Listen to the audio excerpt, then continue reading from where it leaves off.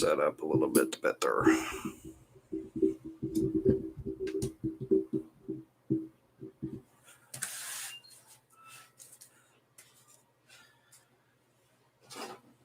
Okay, welcome to DrShiny Tarot for our live reading for a new moon in Scorpio. And I will also be doing some personal individual readings too. In fact, we might do a couple of those before this reading so that we can give some people some chance to see it. So if anyone has any questions or anything, please don't hesitate, and I will give you some personal readings.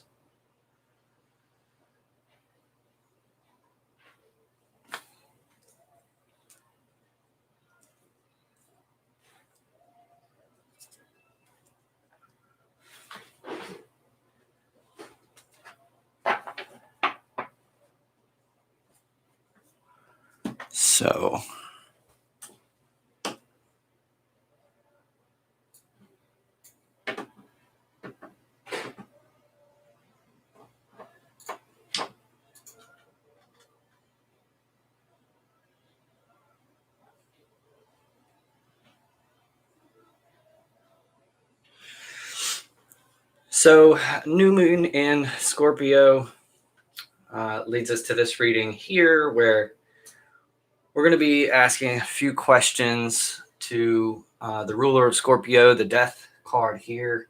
And I'll explain a little bit about why Scorpio is ruled by the death card. This energy is, some people see it as a little bit harsh or kind of to the point. It's really just kind of no nonsense. It doesn't flower things up.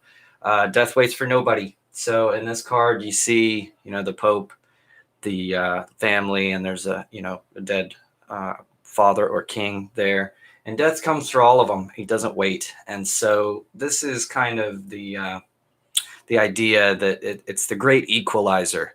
It doesn't respect what people think or what people want, and it kind of is just about the facts, about like what is going to happen to everybody, regardless of who they are. And it's also, it's a tremendously positive card because it leads to rebirth, right? So I have another deck here where the card actually says rebirth instead of death, because people tend to get freaked out by the death card and by its imagery. But it's really nothing to be afraid of, because it's kind of, it's not necessarily a physical death, right? Or the death of your body. But sometimes, anytime you have like a new idea pop in your head or a new way of thinking, a new mindset, it's kind of like an old you is dying and a new one is reborn in its place. And if you kind of learn to recognize that is occurring or recognize that that's happening, it kind of clues you into something about death. It's a little bit of a false boogeyman. It's not as scary as it really seems to be. It's just a transfer of one state into another, and we've come to see it as like really final. And Western religion and things like that tend to enforce the finality of it all, that there is eternal either bliss or suffering, depending on how you lived your life and the choices you made, that kind of thing. So it's kind of reinforcing maybe the wrong part of death when it comes to a more Eastern or even pagan type of looking at it, where it's really more of a rebirth into a new form, right? This isn't even my final form. So the questions that we're going to ask in this reading for the new moon in Scorpio are, what's the mask that I'm wearing? So this is, we all wear these masks, or you can think of your personality as sort of a mask, because you have an idea about who you are, kind of what you think your personality is like, your name even. I think of myself as some name, but that name is really just a very, very superficial, surface level description of who I am, and who I am actually goes way, way deeper. That name, that idea of who I am doesn't really include any information about, the relationships that I have with other people, or all of the events that occurred in my lifetime that led me up to be where I am, or much, much deeper aspects of my being, such as like who my parents were and things like that. All of those go into formulating who I am. You can't just separate me from all of those events. So all of us kind of wear these masks, or we identify ourselves as um, some particular thing that is kind of less than we are as a whole, right? So there is a mask that we wear that we want to show others, and there's a meaning that we do that. There's in the reason that we do that. There's something that we are trying to prove to ourselves or others, and this is going to help us find out exactly what that is. So this card is we're going to ask, where have our motives been selfish? Where are we doing things, sort of like the reason that we wear the mask? Why are we doing things in a self-serving or missing sight of the fact that we're kind of all in this together, that kind of thing? And then this one is going to be, where have we been too possessive? Where have we felt as though we could own something, or something was supposed to be ours, or that we maybe even deserve something? And there's a difference in believing that you sort of deserve emotional fulfillment and a happy life and all that kind of thing, or thinking that you own something, that something is yours, mine, this kind of idea that land could be yours. Well, you're going to die one day, and that land is going to pass on. So this is kind of a really good, I love the spread, because it kind of reinforces all these ideas that the death card deals with so much. And then we have the fourth card here is going to be, why do we desire to control? What is the driving force behind all this that is making us feel possessive, or that we could control the situation by, wearing a mask or being selfish? And it's kind of this whole card, this whole Scorpio energy is a lesson in, it all kind of flows back to the same place. So it's like we're all in one big river, and some of us are swimming with the current. Others of us are really kind of fighting against the current, but we're all still moving downstream the same direction. So it doesn't really make a difference as far as which direction you try to swim. We're all going the same place. Now, the problem is, if you're struggling against the stream, really you're just wasting a lot of energy that you would have available to you. So in other words, you can move back and forth in the river, or even get to certain places in the river, as long as you are using the energy of the river to go with you, instead of trying to fight against it, right? So we'll go ahead and get going with this reading here. First, we'll start out with the card, what is the mask that I'm wearing? Okay, so the mask that we're wearing is the Three of Swords, which is kind of a heartbreak, or a painful mentality, a painful thought. This is, sometimes it's regret, but more so it's just a very somber heartbreak type of an energy. So as a mask, this is saying that we are putting on the face of being brokenhearted and whatnot. So in regards to death, this is kind of I was just talking the other day. Sometimes we feel like we should be really sad about deaths and about passing and things. And sometimes I don't know if you've ever had this experience, but have you ever felt guilty that you didn't feel as sad as you think you should about somebody's death? And it's usually a very, very private, small emotion that we don't let happen for too long, because we feel like, well, I must be a bad person, or I don't feel bad about this death, right? And usually it's especially common when we're children. And people, adults, try to say, well, you don't understand that. You don't understand what's going on. You don't understand the death. And so they try to explain it to you. And they try to explain that you're supposed to be very sad about this thing. But a child, they don't have that innate feeling as though someone's passing away is an inherently sad thing. And it's because they sort of realize, in some cases better than the adults, that, again, we're all going the same way. We're all going the same place. And that really, death is just, this is the mask, right? Death is the mask. It's, if you think that you as a body are, or that your identity is just inside what lives inside that body, like you're a little alien with a control panel riding a suit of meat around, that is fooling yourself. Because what you really are goes way, way beyond that. And what you really are does not die when your body dies, right? So there's this legacy, all of these actions in your life, everything kind of passes on.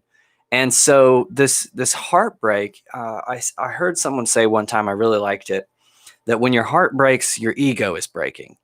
And that always kind of served as just a small little light whenever I was feeling heartbreak, whenever I was feeling like like a really tough time was coming by. And I just kind of remembered, well, when my heart breaks, it's my ego breaking. It's this idea of myself as this separate individual who is cut off from the world around me.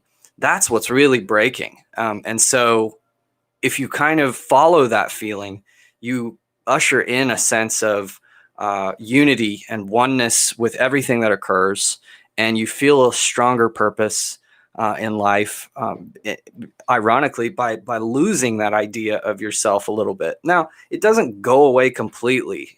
People talk about ego death, and you'll see a lot of super spiritual people who go on and on about ego death, and they brag about it. And I like to call that a spiritualized ego. So what happens is the ego comes back. All the ego is just your idea of yourself, your idea of who you are.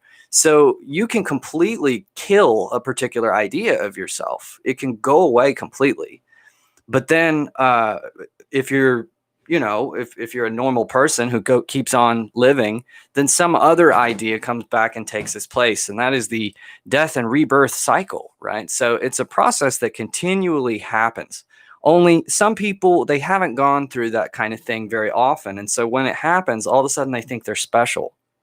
They think that there's some, I've really accomplished something here. But really what happens is in the life course of a normal, healthy, and emotionally whole person, that kind of thing happens all the time, right? And they don't resist that, so it happens more frequently, and it's not quite such a big deal when it happens. So it's all about different strokes for different folks, and I'm not trying to minimize anyone who has had a sort of a spiritual breakthrough. It's a really great thing. But it's just, to me, it reinforces how spiritually bankrupt the Western world has become these days, because it's not really that big of a deal in other cultures, in Eastern cultures in particular. So let's go ahead and move on to number 2. Where have my motives been selfish? And this is kind of what of my intentions have been for self-gain and that kind of thing. So we have the Hierophant. I should have mentioned, I don't like to do these small readings with the reverse meanings, because it just makes a little more sense when we use just the upright meanings in this particular kind of reading. So we have the Hierophant for where have my motives been selfish. Now the Hierophant is also the Pope, heavily involved in a kind of putting traditions in place, or creating a sense of propriety, or what ought to be done. So the Emperor kind of forms this community energy of like, what is going to be law? What is a society are we going to tolerate, or what are we going to say is acceptable and not acceptable? But there's harsh penalties for that type of law, or breaking that type of law. Whereas the Hierophant moves into, how do we act in such a way that we create a healthy, happy home, right? So I really kind of think this is a really wonderful thing to see in this card. The tarot cards have a way of kind of calling you out, and this is really kind of more mild than I would expect, because the Pope, he's trying to create rules and law to make a harmonious atmosphere. And granted, you may be doing that for selfish reasons. You may be saying, well, okay, well, I don't want these children to bug me, so I'm going to lay down the law. I'm going to create household rules, or I'm going to encourage them to live their life in a particular way. But really, it's you at the heart of that. It is the reason that you're doing it. You're not necessarily doing it for their benefit, although you may think you are. You may think you are because you think, well, the way that I was helped me. The way that I was taught helped me. So I'm going to teach my children to be like me because it was a good thing for me. And, that's really, really common. A lot of people feel that way.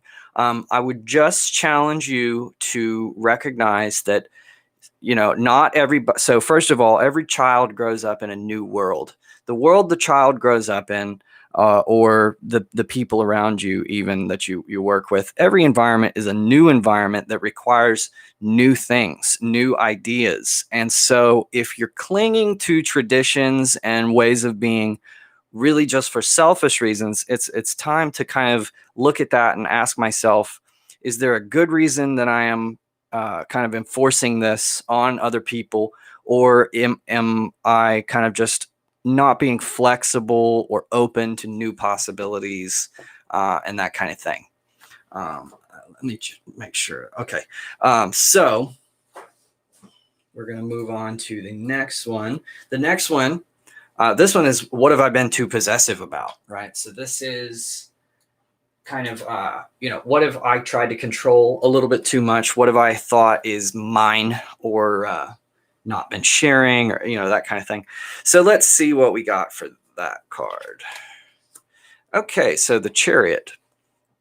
So the Chariot, this is a card, it's traditionally about accomplishment and, you're at the end of one phase of your life. So there's kind of a feeling like you've maybe mastered your home life. I like to think of the major arcana as a process of self-development of, I break it into groups of 7. So in the first group, you're kind of learning to navigate within your home, within your family or your small individual community, not the greater community as a whole.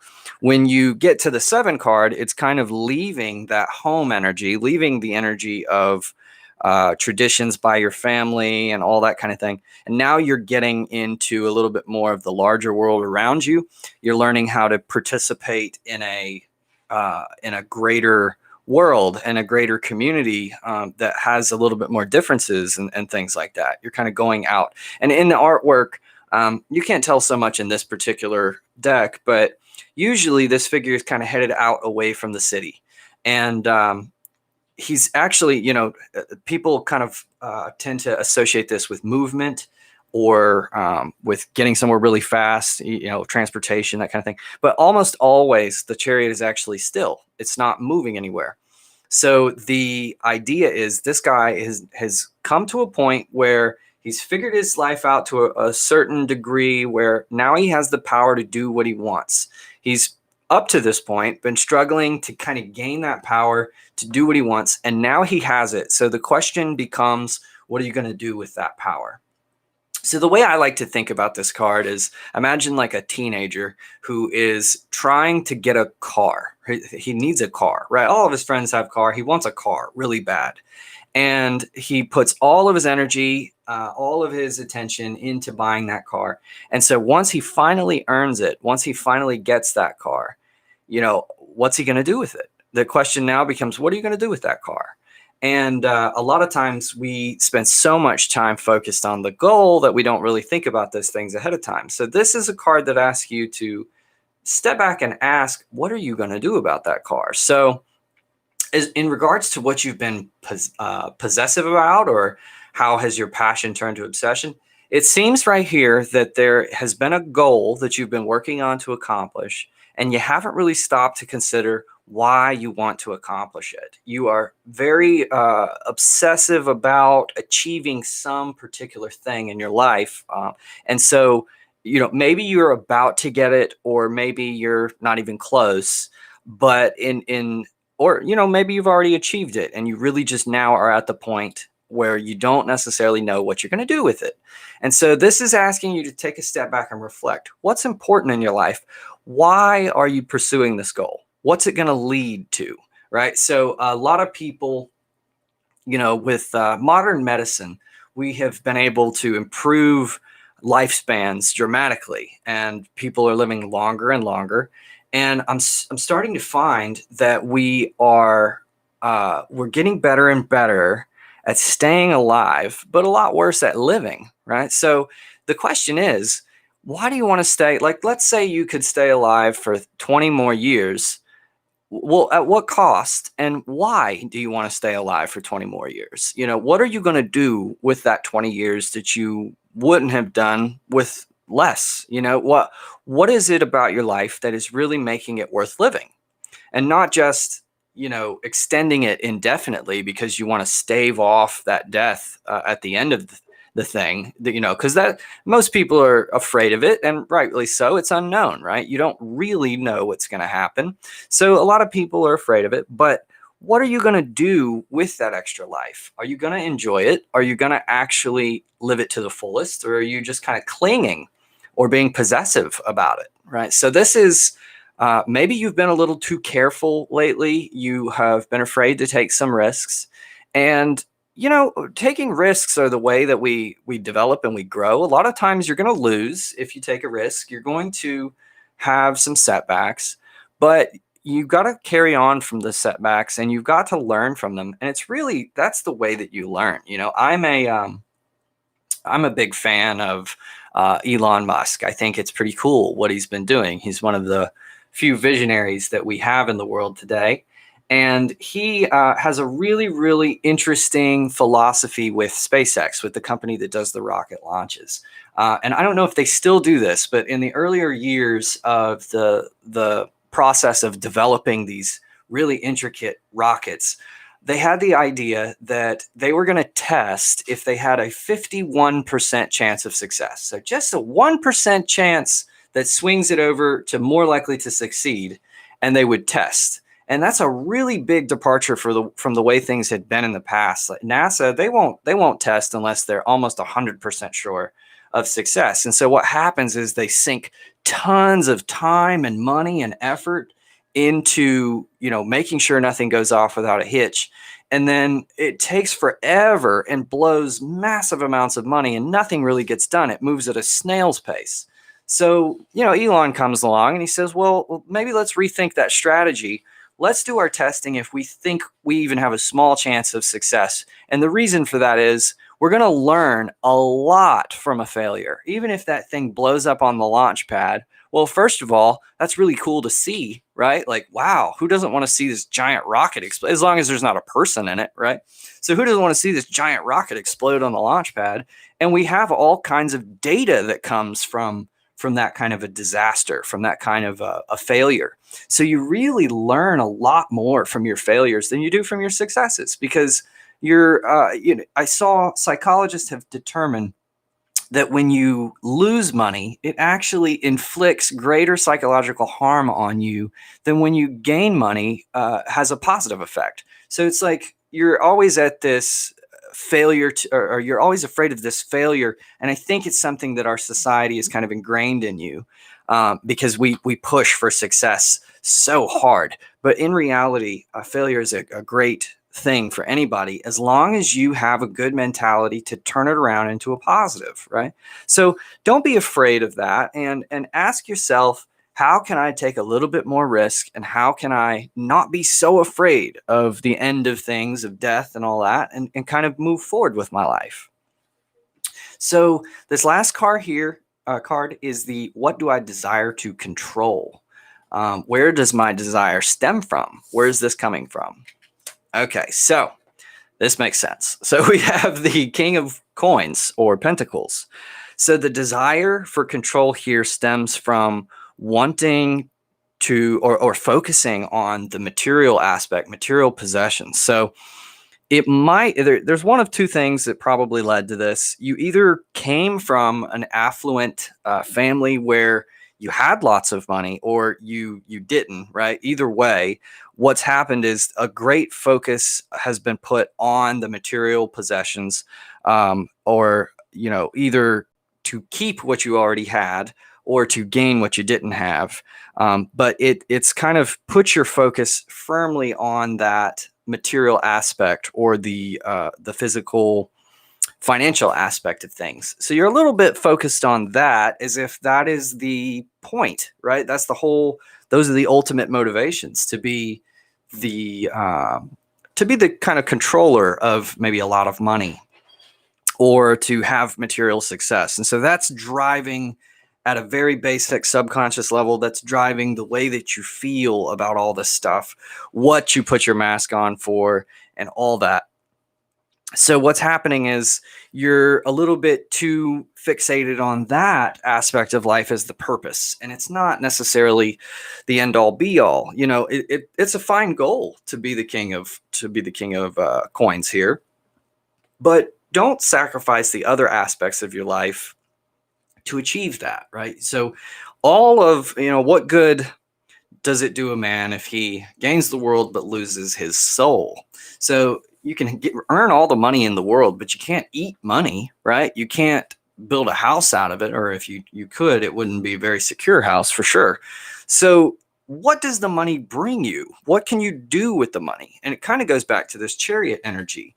If your goal is just to earn all of this money, well, when you get the money, what are you going to do with it? What's going to be the point of life when you have all that money?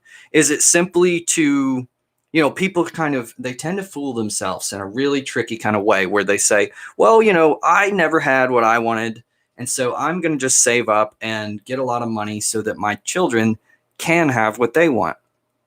And the way you're fooling yourself there is, your children don't really just do what you want them to do. They do what you do. They learn from you. So what's going to happen is they're also going to live their life in the same way, where they just keep putting it all away for their children and never live their life for themselves. So eventually somebody's got to break that cycle. Somebody's got to learn how to live life for themselves and teach their children to do that, to teach their children to actually enjoy life.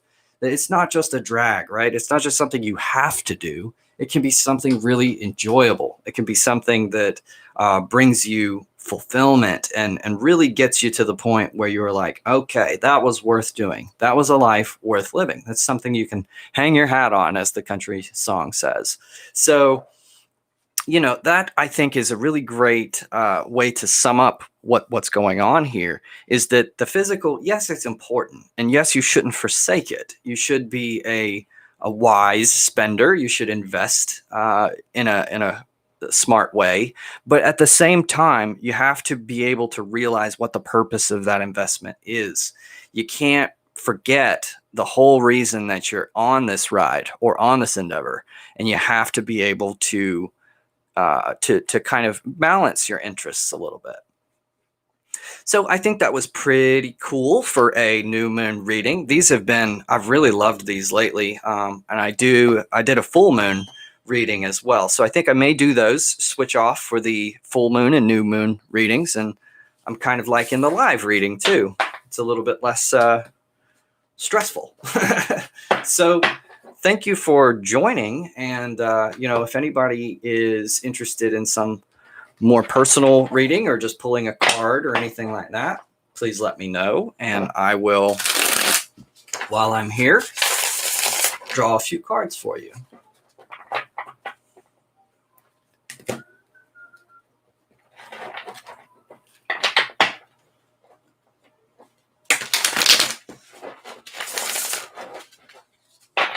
This deck, by the way, is the Golden Art Nouveau, and it is beautiful. If you can't see it, there's lots of gold, shiny foil all over these cards.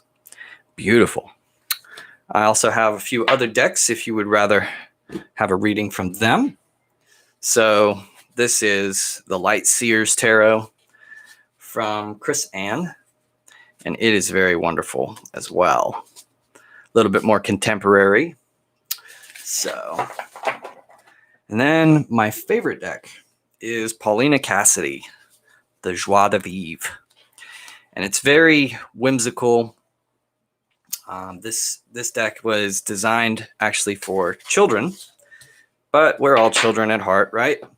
So I really can't get enough of this one. The artwork is just, It's like something out of a fairy tale. And, we evoke a sort of Alice in Wonderland white rabbit here, which is so, to me, what I automatically think of with the Page of Cups. So Paulina has done a fantastic job with this deck, and she's got a couple others as well. One of them is a little bit more her just regular Paulina Cassidy tarot. Has the same kind of whimsical artwork, but it's a little bit more adult. It's if this one is more dreamlike, that one's a little bit more nightmarish.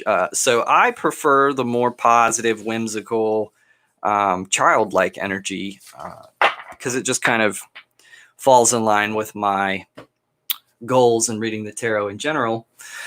But, that one is a little bit more edgy for some people who like that kind of thing. She also has one that's very spiritual, where instead of cups and wands and everything, I think she's done the elements or something to that effect. I need to check that one out, actually.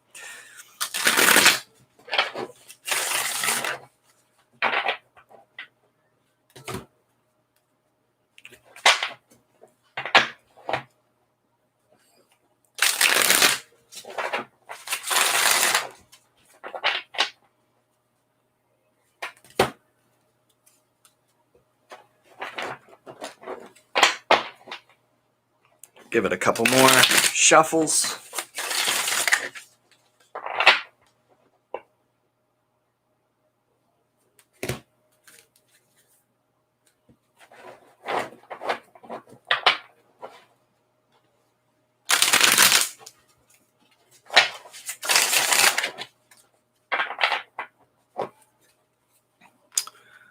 All right.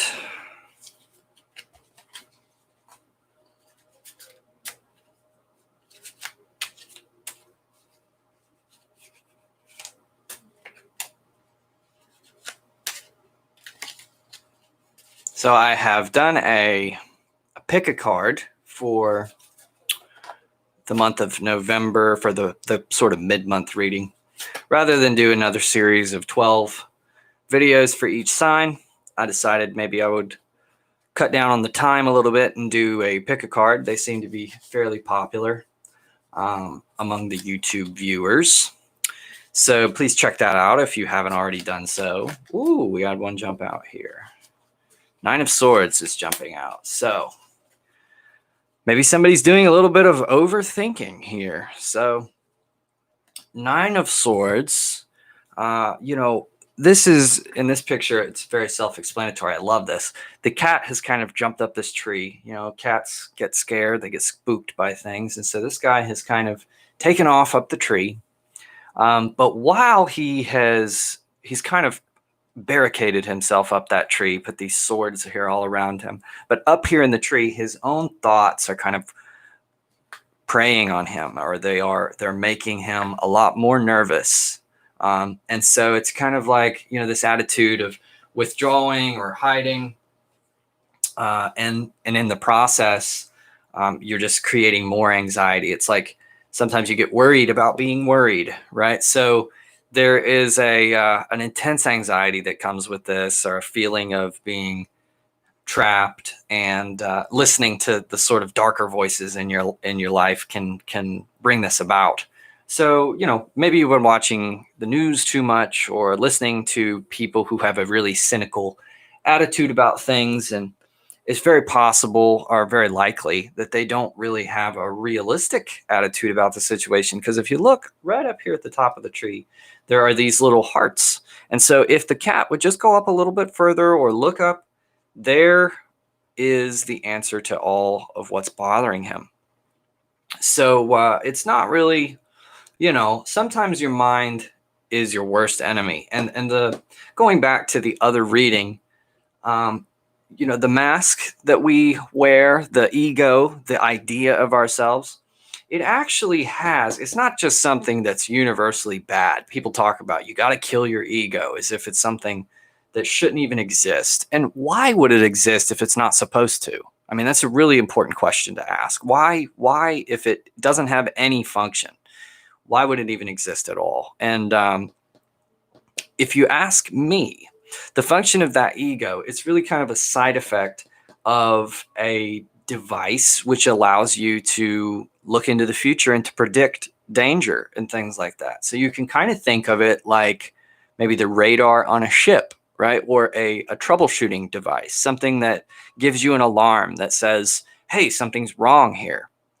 But if you identify yourself as that troubleshooting device, if you think that's what you are, then you're always going to live in anxiety. Of course you are, right? Because that's the whole function of that part of you. The other parts of you, the parts of you that are not in your conscious mind, are not so prone to that anxiety. But if you have separated yourself, if you've alienated yourself from the rest of you, and the only thing that you focus on is your thoughts, and you think, I am my thoughts, right? I am what I think. Well, then you're, of course, going to be plagued with anxiety. So moving on away from that energy is really just as simple as, and people ask, well, how do you not think? You can't not think, or you can't think about nothing. And I would say that that's garbage. Of course you can. You do all the time, right? You do all the time, and you don't realize it. Well, first of all, you don't really think when you're asleep, right? So there's a time when you don't think, and you kind of have to stop thinking before you can fall asleep. So there's one time. But also, have you ever been involved in something, or watching TV or a movie or playing a game, and you're really, really caught up in it, and you're not really thinking about what's going on in your head, these internal thoughts? You're kind of just focused outward. You're observing reality around you, and you're not really thinking about it. You're just seeing it unfold. You're seeing it happen. You're observing. And that's exactly the type of mindset that you get in when you start meditation, when you start to instead of just actively trying to control or think or even believe that you can figure this thing out. If you stop doing that and just sort of sit back and watch, then the anxiety subsides. There's nowhere for anxiety to live in that situation, because there's none of this constant debating and going over in your mind all the things that could be, all the things that might be. Instead, you just sort of like allow things to occur the way that they are. You allow things to be. And I'm a big fan of Ram Dass, who passed away recently. And one of the things that he said, one of my favorite videos or talks that he gave, he talked about how people tend to judge each other. They get really judgy about what am I supposed to be doing, or what's the right way to be, and all that. And he said, contrast that with your attitude when you just walk through a forest. And when you're just walking through a forest, you don't look at all the trees and think, well, that one's good or that one's bad. That one doesn't, that one's all crooked. That's awful. You don't judge the trees, unless you work in the lumber service. But but when you get around people, you start judging everybody. And so if you can get to a point where you kind of just see people more as trees, where it's just people are what they are, they go through these circumstances which lead them to be whoever they are. And that is a good and natural process, and just something to watch, something to take note of. Then you get out of this sort of, oh, well, this is a good situation or bad situation mindset. You get out of these dualities, which leave you almost always, invariably, feeling stressed. And even if you're winning the game, there's some stress on the other side of that victory, because it's, where do I go from here? What am I going to do now? Like, a midlife crisis is basically this kind of idea, where you've gone through your whole life just trying to work towards some particular goal, and maybe never really stop to ask yourself, why? Why did I go through that? Why am I, spending or devoting 30, 40 years of my life to a particular goal when I never even thought about what I would do when I got there, And so a lot of people, they work their lives away, and then by the time they're able to enjoy the fruits of their labor, they're old and their bodies ache, and they're not feeling like they really want to do anything anyway. So what a waste that was. So you really gotta learn a balance, because on the other hand, if you try to only do what you want to do and never take any steps that are difficult or never go out of your way, then you're probably not going to have a lot of ability to do what you want to do. But, a little bit of faith goes a long, long way. So, be very surprised, or you will be very surprised if you kind of fall into the universe. I think it was Eckhart Tolle who said that the point of life is to jump into the abyss and to discover at the bottom is a feather bed. So that's a pretty cool way of visualizing it. But anyway, so that one jumped out. So we'll put it back at the bottom of the deck. And just while we're waiting to see if anybody wants a personal reading, let's just go ahead and draw a quick 3 cards and see what's going on here. We'll just say this is a little current events reading. So we have the Emperor. Let's move that over to the center a little bit. So we have the Emperor in the reverse. Somebody in charge is abusing their power, right? So this is a little bit of being not a leader for order's sake or for, okay, so we've been talking about, why you do the things you do. All right, so somebody here is more interested in being a leader than actually leading. So it's more of an idea of self, an image of self, or thinking like, I would like that power. I would like to be like that. Than the actual purpose of the leading, right? Where you're creating rules to create a functioning society. I mentioned a little bit that the Emperor kind of lays down the law for a society to be able to function. And there's stiff penalties for breaking this law. And because of that, this is a very important character not to abuse his power. And in the reverse here, it's suggesting there may be a little bit of that going on. And that's kind of in the periphery here. So these things are going on in the periphery. This is more central to what's happening with you. So 2 of Coins, this is a juggling of a work-life balance, that type of thing. And so, this guy, it's a cat riding a lizard. So you can imagine that's a lot of energy going on. It looks kind of frantic, but he seems to have everything under control, even to a surprising degree. So it's kind of like, wow, how do you keep all those balls in the air? How do you juggle like that? And it's kind of shocking, but it's always, it never ceases to amaze me what people can accomplish if they stay kind of focused or in this zone, in this flow state. And it's great. It's a wonderful way to be, because it's certainly not boring. But it's also a suggestion that, take some time to relax as well, because this can get very exhausting. So take a little time to kick back and to, take a break from all the hustle and bustle. Take a break from the news stories that have been maybe bothering you or getting you feeling a little down. Take a break from this Emperor gone wrong, and just kind of relax. Just take some time to set the balls down for a minute. And you got to find time in your schedule for that. And I know it's tough because of all the juggling, but take some time to just relax and find your center again, and it'll make it all the more worth it. And you'll also have more energy to come back and to tackle these issues, maybe in a more permanent way, instead of just a constant balancing act. Look for ways in which you can, instead of, like, let's say a dam is leaking, instead of every day going and changing the Band-Aid out on the leaky dam, see what you can do to actually fix it so that no longer is going to suck your energy out in the long term. That kind of thing.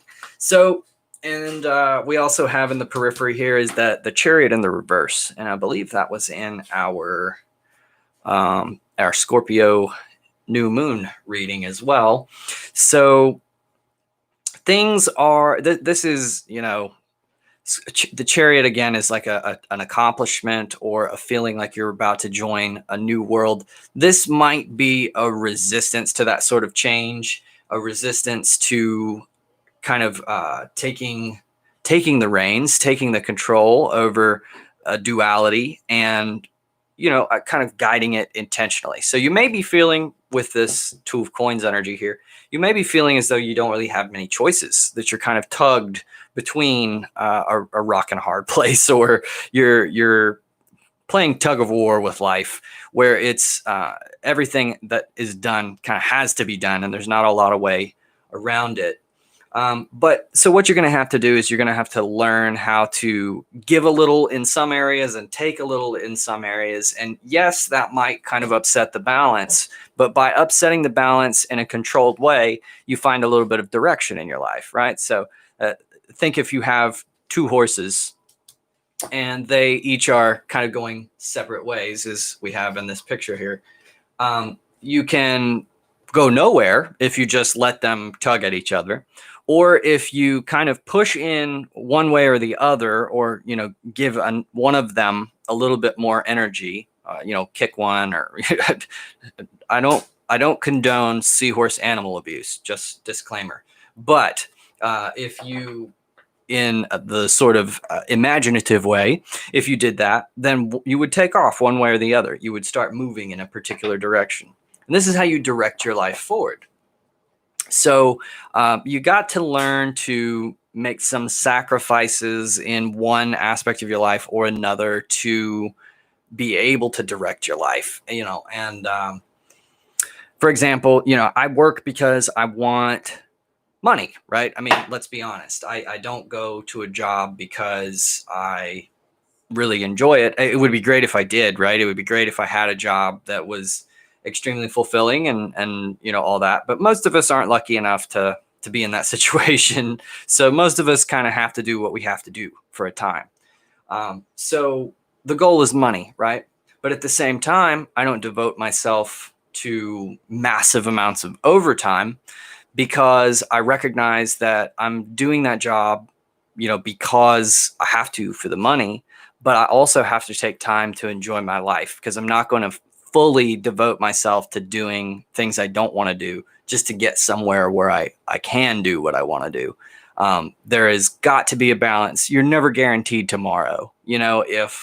If I was in a car accident and I died, in the coming weeks or in a few days, I certainly would not have wanted to, be staving off the enjoyment of my life until that point, only not to get to enjoy anything, right? So you got to kind of look at it that way. Think about it. If you were going to die tomorrow, what would you do? Now, most of us would quit our jobs and just go do whatever we wanted.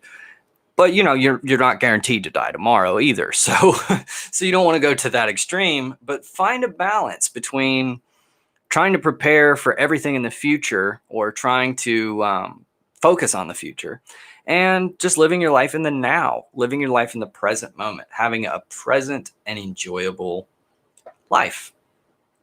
So that's pretty cool. That's pretty good reading. So I guess we are not going to have anyone wanting a private reading. So maybe I will get back on a little bit later. I have to make a few stops, run some errands. But if anybody misses out and would like a private reading, I might come back on a little bit later tonight. But thank you for watching, and I hope you got something out of this. If you like, please subscribe. And I do quite a bit of tarot videos, all free.